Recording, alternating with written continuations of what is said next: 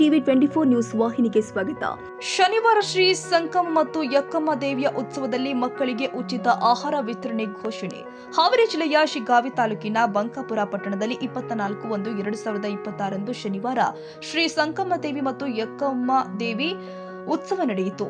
ಕಾರ್ಯಕ್ರಮದಲ್ಲಿ ವಿನೋದ ಬುದ್ಧಿಮಾಂದ್ಯ ಮಕ್ಕಳ ವಸತಿ ಶಾಲೆಯ ವಿದ್ಯಾರ್ಥಿಗಳು ಮತ್ತು ತಮ್ಮ ನೃತ್ಯ ಕೌಶಲ್ಯವನ್ನ ಪ್ರದರ್ಶಿಸಿ ಕಾರ್ಯಕ್ರಮಕ್ಕೆ ಹೆಚ್ಚು ಉಲ್ಲಾಸ ತಂದಿದ್ದಾರೆ. ಈ ಸಂದರ್ಭ ಕಿವುಡ ಹಾಗೂ ಮೂಕ ಬುದ್ಧಿಮಾಂದ್ಯ ಮಕ್ಕಳ ವಸತಿ ಶಾಲೆಯ ವಿದ್ಯಾರ್ಥಿಗಳಿಗೆ ವಿಶೇಷ ಸೇವಾ ಘೋಷಣೆ ಮಾಡಲಾಗಿದೆ.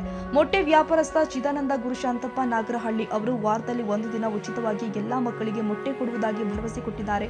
ಇದೇ ರೀತಿಯ ಬಾಳೆಹಣ್ಣಿನ ವ್ಯಾಪಾರಸ್ಥ ನನೇಶ್ ಸಾಬ್, ರಾಜೇಶ್ ಸಾಬ್, ದೇವಗಿರಿ ಸಹ ವಾರದಲ್ಲಿ ಒಂದು ದಿನ ಉಚಿತವಾಗಿ ಎಲ್ಲಾ ಮಕ್ಕಳಿಗೆ ಬಾಳೆಹಣ್ಣು ವಿತರಿಸುವುದಾಗಿ ಘೋಷಿಸಿದರು.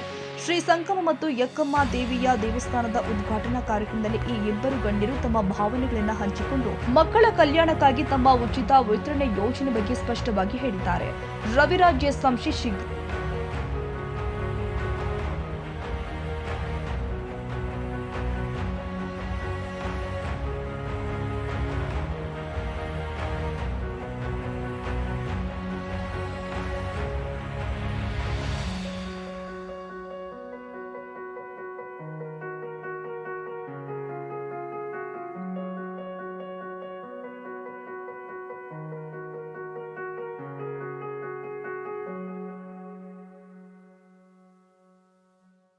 ಕನ್ನಡಿಗರ ಮೆಚ್ಚಿನ ನಿಮ್ಮ ಟಿವಿ 24 ಕನ್ನಡ ನ್ಯೂಸ್ ವಾಹಿನಿ ಇದೀಗ ಟಿವಿಯಲ್ಲಿ ಲಭ್ಯ.